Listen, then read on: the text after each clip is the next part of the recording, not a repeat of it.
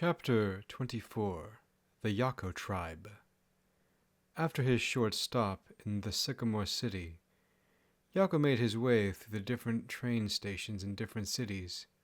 He did this because the Tanuki Republic didn't have many airports. This was because it was a very mountainous country, with a few valleys big enough to build a runway for commercial airlines. As such, some of the only aircraft seen around the Tanuki airports were small propeller-driven aircraft or helicopters. The Tanuki Republic was also not a rich country, while at the same time not impoverished either, and it was much more cost-effective and easier to maintain railways than it was for regional air travel. But while traveling, Yako noticed that Metropolitan Onesimus was with him on every train car. Yako then got curious as to why this was and asked him, "Are you headed to the same place I am?" Metropolitan Onesimus answered, "I don't know. Where are you headed?" "I'm headed back to my old house in the Kitsune clan." "Good. I'm headed to St. Nicholas Enlightener of the Kitsune clan monastery for an ordination." "Since when did the Kitsune clan have any Christians left after they all cowardly fled to Sosura, rather than fix their own home when they had the power to do so? Obviously, Vixie is not being ordained despite her being braver and more principled than most of these men, and not even an executor way back when they all left." "I've known about it ever since Friar Victor told me, and that he is catechizing a crowd of catechumens. I already have 2 priests under my authority there. I am already in regular contact with them and desire to see their congregations myself, as any bishop should see all the churches in his diocese at least once a year." And despite his high social standing in the Tanuki society, Metropolitan Onesimus simply traveled in his plain monastic cassock with his deacon and didn't think much of the high regard the Tanukis had for him, and his willingness to stand up to the corruption which almost got him defrocked by a corrupt council of bishops who were under the payroll of the parliament. And even though this meant he also received a stipend from the Tanuki parliament, he was personally and publicly against this practice, seeing it as a very easy source of corruption in the church authorities, as becoming dependent on the state and being its extension, which he had happened multiple times throughout the history of the Tanuki people, and a few times before Onesimus's own eyes. However, changing this practice was a prerogative of the Tanuki Parliament, which had put it into law, and he had no authority to do anything about it. The 3 continued their travel together until they all stepped out at the Kitsune border station. Outside the customs office stood armed Kitsune guards as a barbed wire fence stretched as far as the eye could see along the border. And while standing there, the magic suppression field could be felt by any creature capable of magic and rated for at least a 7-tailed kitsune's magical ability. In line could be seen a whole bunch of different kinds of people: Sosurans, Selenes, Elves, Inus, Nekos, and Americans, but there were hardly any Tanukis waiting in line besides Onesimus and his deacon. Eventually it became Yako's turn to get through, and the customs agent saw immediately that Yako was a 9-tails, and was therefore considered one of the Kitsune clan's own people, regardless of what his passport said. As such, the customs agent didn't look at Yako's Selenese passport too scrupulously, and stamped it right away before saying, "Welcome home. Glory to Vixie." However, when Onesimus and his deacon approached the counter, the custom agent said, "Papers, coons," with full knowledge that he was speaking this way to the Metropolitan. Onesimus then handed his passport and diplomacy papers to the customs agent as he asked, "What is the reason for your visit?" Onesimus answered, "Official business travel." "How long will you be staying?" 2 months. "Have you been vaccinated for rabies?" "Yes." "Put your fingerprints on the scanner." Onesimus did as he was told, and the custom agent was asking his questions. He was looking for any discrepancy between Onesimus's words and the documents presented so that he could deny him entry or detain him. However, the customs agent couldn't find any discrepancy or falsified documents, so he reluctantly put his stamp of approval on Onesimus's documents and let Onesimus and his deacon through before saying, "Slava Inari," just to agitate him. Eventually, Onesimus and his deacon got through with their belongings as Yako was already well on his way to his old house. Meanwhile, as Onesimus and his deacon were trying to figure out how they were going to get to Victor's monastery, they were greeted by the Fox Queen Inari in the flesh, with her protogen guards, as she said, "I was wondering if you were going to show up at all. Come along now. We are waiting for you at my palace estate." And despite Onesimus not having a trust in Inari because of how she acted for centuries towards tanukis, and all the horror stories he had heard about her, Onesimus was kind of out of options here. He couldn't just hop the fence and make a run for it. None of the kitsune citizens would give him any help in order to save face. And now Inari supposedly was going to offer him hospitality? Onesimus then said, while visibly scared of her, "Then I will come along." Onesimus and his deacon then stepped out into Inari's fancy car as the protogen driver remained silent and pressed a button to darken the windows than they already were, so the outsiders couldn't see Inari associated with tanukis. As for Inari herself, in an attempt to learn from her brother's virtues, without him knowing, she was much more cordial to the tanukis in her car and was dressed in a much less revealing clothing, although still beautiful, elegant, and of the best quality. She also wore her spiral key-shaped necklace with an expensively cut emerald in it. By the way she was dressed, it was pretty clear she ruled the Kitsune clan even without her crown and royal robes. She then said to Onesimus, "I am grateful you have decided to come here, to my kingdom, and make my brother into a priest. As I'm sure you're aware of, my kingdom doesn't have a bishop of its own, and you're the next best option with the most immediate oversight. But I need to ensure you're not just an extension of the tanuki government to make my brother do their bidding. As such, I will have all your monetary transactions that cross into my kingdom audited by the most scrupulous members of the Bureau of Finance and the Bureau of Investigation to ensure your government is not funding an insurrection. Should illegal activities be found, I will have you arrested and thrown into prison, as well as seize all your assets and churches in my kingdom. Do I make myself clear, Tanuki?" Onesimus then said, "I can assure you that you already know Victor isn't that type of person to get involved in criminal activities, especially ones that would hurt a lot of people like an insurrection. But as an extra precaution, I will have him act almost completely independent of me, except for formalities that are things where I have required to be present, as I have done with the 2 priests I have sent to your kingdom upon Victor's request. I can't possibly oversee 2 countries at the same time, as well as specifically Victor, and those 2 priests know much better than I do about what their assemblies need. For me to interfere with them unless something severe happens would be very wrong of me. If it makes you feel better, I'm leaving the financial and resource management entirely up to their assemblies." "Then I will make sure you keep your end of what you say, and I will keep mine." Inari then stretched out her paw hand towards Onesimus and his deacon wearing her golden signet ring with the imperial seal engraved onto it.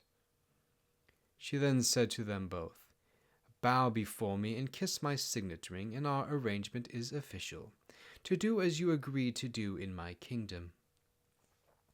Onesimus considered with himself whether or not he should actually kiss Inari's paw hand, but seeing this would allow him to do his work in the Kitsune clan, he bowed and kissed her hand. Had this happened openly in front of the Tanuki people, This would have been extremely scandalous because of how the tanuki clan culture would have perceived this, for by the tanuki clan's own words they had a saying, "No one is worthy to be king but God alone," and "We have no king but Christ."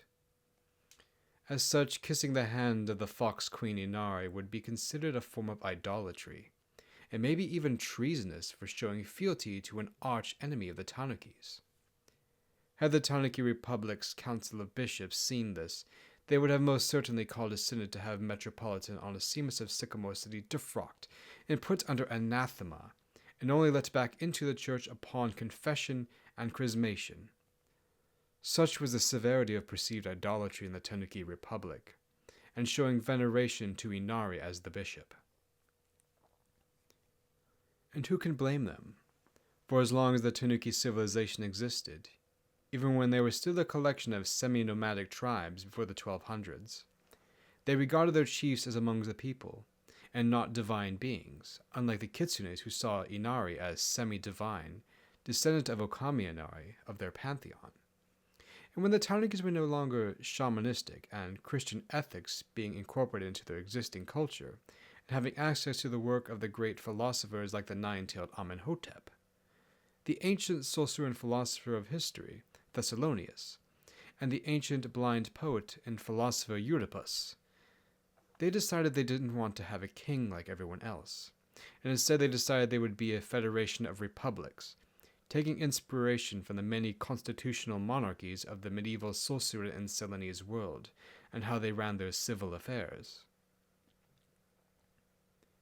As such, the Tanuki civilization became one of the first societies to establish the rule of law and separation of powers in an attempt to prevent the extreme oppression and abuses of power that were so common in many of the monarchies at the time. Tanuki society was also one of the first societies to instate regulations on labor in order to protect laborers from exploitation and to hold people accountable, as well as to abolish slavery shortly after being Christianized. It also became one of the first societies to enshrine a Bill of Rights for all citizens based on the teachings within the New Testament. And for the Tanukis, kissing the hand of an earthly ruler was perceived as a rejection that all people are created equal in dignity and made in the image of God. However, for the kitsunes, bowing and kissing the hand or signet ring of a ruler or head of a household was quite common, and had very different meaning. For the kitsunes, it is a form of respect and acknowledgement of the authority of that particular ruler or head of household to rule over it. As such, Inari did not mean to make Onesimus or his deacon feel as if they were about to commit idolatry, but more so meant it as a sign that they would acknowledge her rule over her own kingdom. And it was also meant as a sign that they would keep all the laws and be cognizant of kitsune culture while they were there, and not to treat it as if they were in their own country of the Tanuki Republic. Then after Onesimus and his deacon arrived at Inari's palace, they were not impressed, even though it dwarfed the Tanuki Prime Minister's mansion, and was as grand as the Palace of Versailles. But they were not impressed with Inari's many palaces and expensive ornaments, because they were not exactly motivated by worldly treasures, and a fox queen that made Smaug from the Hobbit on his pile of gold look like chump change. Instead, when given her hospitality, they did not gorge themselves on the delicacies, but only took what they needed to feed themselves and gave rest to the servants. But the servants did not accept this and refused to join them when invited to sit down, because they felt insulted, perceiving that a tanuki who looked low class in his plain monastic cassock would give their delicacies back to them as if they were unworthy of him, was not asking for their company. And this confused Onesimus and his deacon, who were following the custom of their Tanuki culture, to share the finest food at the table with everyone present until Inari explained it to them. And seeing their self-control, Inari was impressed, having never seen anyone except Todd, Vixie, Victor, and Sulzan Yako be able to control themselves with such delicious food and luxury, especially tanukis, which were known to be easily consumed by their food appetites. Inari then asked them, How is it that you have such self-control as not to gorge yourself on like so many others? Onesimus answered, through much reflection and examination of the lives of the saints, I have come to understand that food is just fuel for the body. But I will admit that I have never tasted fish and vegetables this good before. What you kitsunes eat is new to me, and I'm not sure how my insides will handle all of it. If anything should happen to you while you are under my care, I will ensure that you are properly taken care of. After eating with Inari from her table, Onesimus felt much easier around her despite all the stories he had heard about her since his youth. Thank you for your hospitality, but we should be heading on our way to Victor's monastery. At this hour. It's already dark outside, and his monastery is miles out of the city, and there are no lights at all on the way there. I don't want my guests getting mugged in the middle of the night. How about you stay the night here, and you can leave in the morning? Thank you once again. We'll take any room you have, or even the floor if there's no rooms available. Then let me take you to the place where you'll be staying for the night. Inari walked Onesimus and his deacon to one of the rooms meant for if one of her 9 executors is staying at her palace from another island. And inside this room was the comfiest bed imaginable, and only the most luxurious of decorations and furniture that would make the Tanuki Republic's Prime Minister mansion look like a primitive hut.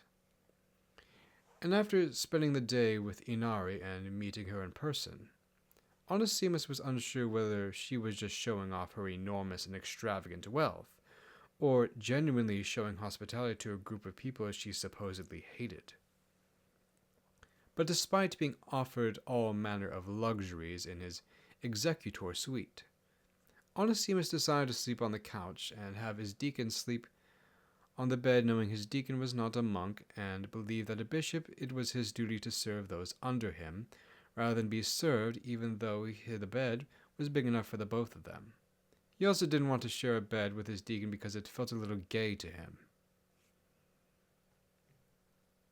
The morning came as Onesimus and his deacon cleaned themselves up and got ready to leave Inari's palace, but not before she gave them something to eat for breakfast and taking them to Victor's monastery herself, as she was secretly inquiring.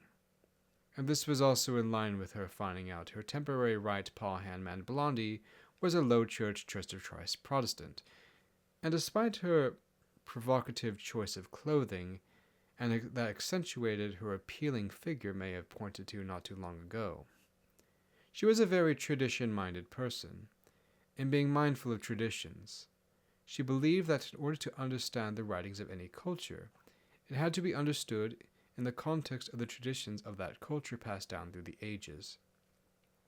So she began to inquire into the ancient apostolic traditions of Christ's Church, so that she could make an informed decision about how to respond to it, and to what it meant for her, and what she would have to do if she was going to ask this God to save her kingdom from itself. Yako's village. After a long time, Yako finally returned to his old home, but because he had been away for so long and presumed dead, many of the silver fox kitsunes did not recognize him. All they saw were that he was also a silver fox kitsune, with a mark of no kitsune on his face. His black trench coat, black golf hat, 9 tails, and an appearance that made it look more like he was from Sosura than the Kitsune clan. And as he stood in his home village so many centuries later, he felt a strong fondness for this place.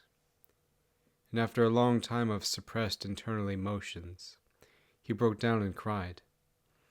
And after there were no more tears, he made his way to his old house, that was still in good condition and not sold off to anyone yet. However, it needed a good cleaning after not being lived in for so long, and the utilities not being paid. The only thing he found different after cleaning it thoroughly was that the ownership plaque had changed on the front door, with it now saying Inari had rights to his house, presumably so no one else would buy it. After all, He had faithfully served her for centuries. And he looked out the window. He noticed a new statue had been erected overlooking the main street throughout the village. And upon further inspection, the statue was made from marble and resembled every detail of himself before his protogen augmentation, and without the mark of no kitsune on his face. The statue then wore his medieval armor and depicted him when he was still in Eight Tails. And at the base of the statue was the Yako family creed, and a simplified version of Sozan Yako's life. Sozan then decided he would go outside and visit the grave of his wife and son, who had been murdered by tanuki bandits and pirates so many centuries ago, that began his life as a no-jitsune. And over their grave, unsure of whether or not it would still matter, Yako decided to pray the prayers for the dead. And after he had done that, another burden had been lifted off of him, as he also prayed for the forgiveness of the sins of his ancestors. And then Sozan saw Metropolitan Onesimus passing by again as he was paying respects to his family and ancestors. And along with Onesimus was Friar Victor, because his deacon was away at the monastery performing catechetical duties as a very well-educated theologian. However, Sozan tried not to be noticed, as Onesimus was passing by. And Onesimus was passing by because the patriarch of the Yako family clan wanted to see the bishop face to face about establishing a church in his village, and that he himself was an inquirer. And unlike many of the other ethnic kitsune subcultures, the silver fox kitsune subculture, headed by the Yako family, did not have nearly as much allegiance to Okami Inari. In fact, there were more shrines dedicated to local spirits associated with worldly honor and sacrifice than Okami Inari, with only one shrine dedicated to her, and it was the only there because the local governor was not a native to the area and considered a carpetbagger by the locals, and came from an opulent city in the Red Fox region where the Fox Queen lived. And for this, the local silver fox kitsunes had a certain contempt for the local governor, who was seen as a foreigner trampling on their culture. As such, they considered the patriarch of the Yako family the true head of their local culture, and it was examples like these why Vixie Reddington would choose local governors from amongst their native population, specifically seeking those of good moral and prudent character, and held in good standing among the local populace. So, even though Vixie was not the executor over the Silver Fox region, she was held in high esteem among those within and outside her domain. Even to the Silver Fox subculture, which had a low opinion of vixens, and had a common belief that Vixie was secretly a Todd pretending to be a vixen because of her competence in leadership. As for why Metropolitan Onesimus asked Victor to go along with him, he did this because he didn't speak the kitsune language very well, with many kitsunes under 5 tails not even bothering to learn Sosuren, in which Onesimus was fluent and the most common second language spoken in this region of Celestia.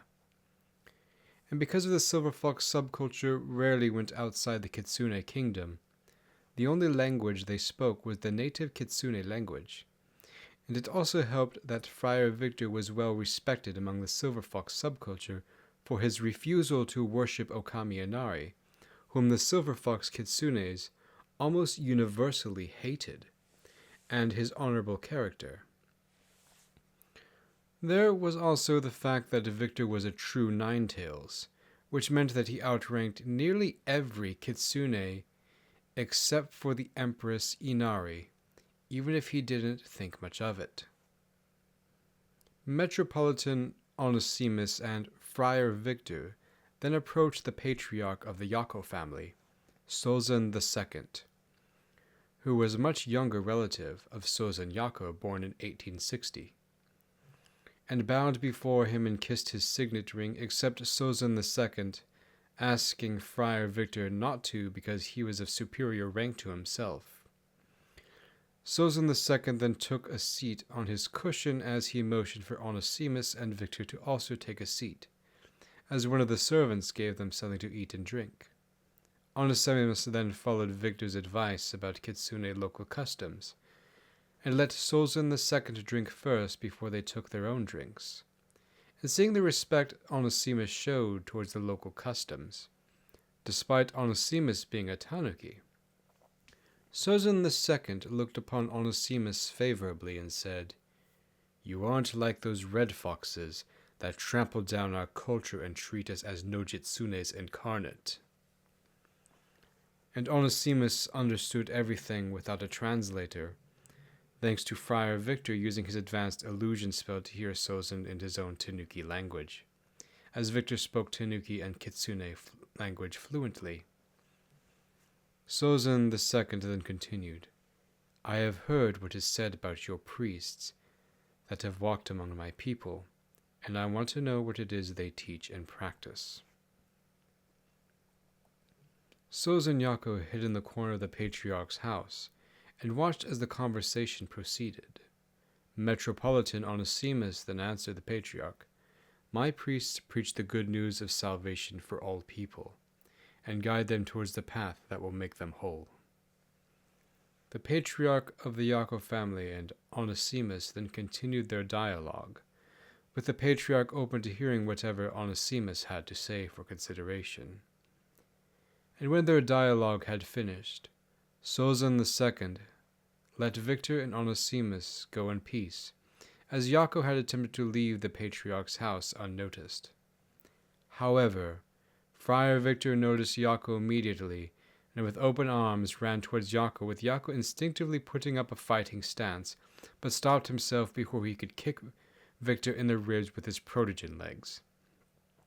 And in that moment Victor embraced Yako and wouldn't let go and said with tears in his eyes, "I thought you were dead, and now I have found you alive." And after Yako was discovered alive, Friar Victor asked the patriarch of the Yako family to hold a feast in honor of Yako, who was thought dead and found alive. And as Yako was reunited with his family, they dressed him in the finest robe and put the family signet ring on his finger before stabbing a katana into a roasted lamb, as it was time to begin the feast. Did you know this? The difference between veneration and worship from a Christian perspective. A concept that shows up in this chapter is the kissing of the hand and signet ring is the concept of the difference between veneration and worship. The difference between veneration and worship is that veneration is a general respect for and or honor towards a certain person or thing. Worship, unlike veneration, almost always involves sacrifice of some kind and is reserved for God alone. However, in the modern American Protestant context, in non-liturgical forms of Protestantism, veneration and worship are often confused, as many of these forms of low church Protestant services are more forms of veneration shown towards God rather than sacrificial and sacramental worship, as most don't practice any sort of sacraments except baptism, which is not a sacrament of worship but of initiation. However, the same could not be said for liturgical forms of Protestantism, such as Lutherans and Anglicans, as well as apostolic forms of Christianity such as Roman Catholicism and Eastern Orthodoxy, which have a clear distinction between veneration and worship, where in liturgical rites of the Mass/Divine Liturgy, very sacrificial language is used and is not used for other things that are venerated. Also, the language surrounding the Eucharist in Lutheranism, Anglicanism, Roman Catholicism, and Eastern Orthodoxy is that the Eucharist is a representation of the sacrifice of Christ, and is therefore a form of sacrifice rather than veneration alone. Venerating the Emperor. The reason why Metropolitan Onesimus and his deacon kissing the hand of Inari was considered scandalous is based on real historical concepts dating back to the Roman Empire and the early Christians living there. There was a dispute about images of the emperor in public places, images of the emperor on money, and why that was scandalous for Jews in paying taxes to the Romans in the Gospels. And that scandal was because the emperor was worshipped as a god by the Romans, and the Jews essentially considered having images of the emperor on their money as having idols and worshipping them, which violated the second commandment of the Ten Commandments, which prohibits the creation of idols, and both their worship and veneration. This is what makes Jesus' response to the Jews that asked him about if they should pay taxes to Caesar, that they're trying to entrap him as teaching against the law of Moses, falsely interesting. And the basis of Jesus' response is that even though Caesar is a blasphemous emperor claiming to be a god falsely, the emperor is ultimately no god at all and wouldn't be where he is unless God allowed it and gave him the gift of life. As such, the early Christians didn't find it wrong to venerate the emperor and show honor to him and pay their taxes, so long as they refrained from making sacrifices to the emperor and worshipping him. Because to do so would be idolatry, and only God is worthy of worship. A similar thing could be said about the fox queen Inari. She is essentially the emperor of the Kitsune clan and believed by the pagans of her kingdom to be the descendants of one of their goddesses, and Metropolitan Onesimus and his deacon are showing veneration to the emperor in a custom that signifies a general respect, but are not making sacrifices and offerings to her, i.e. not worshipping her. However, there are some areas in Christian theology where even veneration is not allowed, such as that which venerates idols, demons, and sin. Kissing the hand. Kissing the hand of a head of state or the head of a household is a common gesture that has existed for many centuries throughout human history. Notable examples of this include English culture, where the Prime Minister kisses the hand of the reigning monarch to show fealty to the monarch as well as a form of respect. Another example is in Russian and Greek churches, where people will kiss the hand of the priest or bishop as a form of honor for the hands that consecrate the Eucharist, and is a tradition that dates even before the medieval period. However, it is less common for Orthodox Christians to do this in places like the United States, because kissing the hand is culturally considered either a romantic gesture between couples or a form of disrespect towards the person kissing the hand, like a tyrant asking someone to grovel before him.